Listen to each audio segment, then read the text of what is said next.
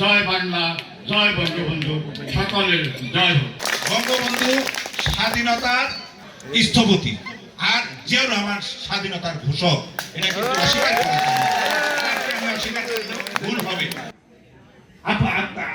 কি বলেন, আবদার রেখেছেন, আমি আশা করি সেটা উনি ওনার দৃষ্টিতে রাখবেন। তবে ওনাকে যে আমরা বিরক্ত না করি যে কেন আমার মামলাটা এখনো উঠলো না, কিসের ভোট দিতে যায়। মামলা ভাই ভাই হয়, আমরা দেখছি বাপে পুতে হয় মামলা, এটা কোনো ব্যাপার না, এটা এখন কোনো আসে যায় না। কিন্তু আমরা একটা পরিচয় দেব যে মহিষালবাসী, ওনার জন্য আমরা কি পথই দিছি না আমরা ওনার কাছে কিছু পাইয়ে চাইতে আসছি না, আমরা ওনাকে দেখাই দেব মহিষালবাসী যে আমরা বিপুল ভোটে জয় করে ওনাকে এই মহিষাল থেকে সাফল্য মণ্ডিত করে তুলব। রাজি আছেন না? সর্বোপরি আমার শেষ কথা, আপনারা এই মহিষালের লোক, আমরা এখানে অনেকেই, আমি বিএনপি ভাইদেরকে বলবো আপনারা একটু সংযত, যেহেতু আপনারা এখন আমাদের কাছে কিছু পাইতে আশা করেন, সেই বিদায় আমরা একটু সংযত হয়ে কথা বলার জন্য অনুরোধ করব। অদূর ভবিষ্যতে আমরা চাই না যে বিএনপি ক্ষমতা আসলে আমাদের কোনো ক্ষতি বা লাভ হবে। তবে আমাদের বৃহত্তম, আমি মনে করি শরীয়তপুরে বৃহত্তম মহিষাল বা ভেদেরগঞ্জ বা দামোদা বা ঘুষারিয়া হবে না। আপনারা আর কোন, আমি নুরুদ্দিন ভাইয়ের সম্বন্ধে বিশ্লেষণ করলে খাটো করে দেখা হবে। উনি শরীয়তপুরের ইনশাআল্লাহ উন্নয়ন করবে, আমি শরীয়তপুরের উন্নয়নের জন্য ওনার কাছে আবদার রাখলাম। এই বলে আমার সংক্ষিপ্ত বক্তব্য শেষ করলাম। জয় বাংলা, জয় বঙ্গবন্ধু, সকলের জয় হোক। এই সভাটা একটু ব্যতিক্রম ধর্মী। আজকে দেখেন আওয়ামী লীগের নেতা আমরা আওয়ামী লীগ করতাম, দীর্ঘদিন আওয়ামী লীগ করি, সামনেও করবো, কিন্তু এইখানে এই সবাই আইসা বক্তব্য দিতেছি, এটার একটা কারণ আছে।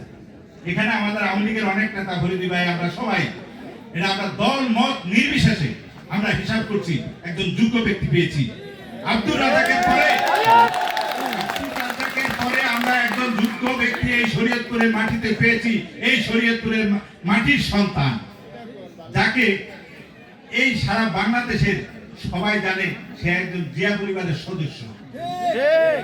সেই হিসাবে আপনাদের আমাদের অনেক কাজে লাগবে তাকে, এবং একজন ভালো লোক, অত্যন্ত ভালো লোক। আমি তার সম্বন্ধে অনেক, তার কাছে আমি আমার এই অপু ভাইয়ের সম্বন্ধে বিস্তারিত জানতে পারছি। তার কাছ থেকে জানার পরেই আমি আসলে ভিতরে ভিতরে তার প্রতি খুব দুর্বল হয়ে পড়ছি, অনেক দুর্বল হয়ে পড়ছি। আমি অনেক জায়গায় অনেক কথাই বলছি, হ্যাঁ, ইতিপূর্বে। যাই হোক, আমরা এখন দল মত নির্বিশেষে একজন যোগ্য ব্যক্তি পেয়েছি। এই যোগ্য ব্যক্তিকে ভোট দিলে আমাদের এই এলাকার অনেক উপকার হবে, অনেক উন্নয়ন হবে। আব্দুর রাজ্জাকের পরে আব্দুর রাজ্জাকের প্রতিচ্ছবি আমি তার ভিতরে পেয়েছি, কারণ আব্দুর রাজ্জাকের যেই কায়দায় যেই কৌশলে সে ভোট সংগ্রহ করত, এই নির্বাচনী এলাকাটা সারা বাংলাদেশে যখন মুসলিম লীগ 2টা সিট পাইছে, তার ভিতরে এই সিটটা, সেখানে রাজ্জাক ভাই কিন্তু অনেক কৌশল করিয়া এখানে বিজয়ী হইতে হয়েছিল প্রথম 91 নির্বাচনে।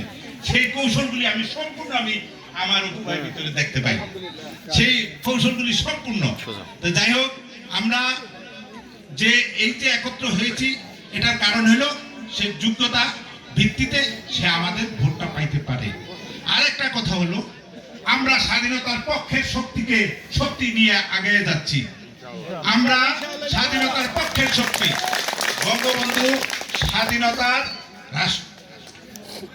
স্থপতি আর জিয়াউর রহমান স্বাধীনতার ঘোষক, এটা কিন্তু অস্বীকার করা ভুল হবে। ইতিহাস সাক্ষী দিচ্ছে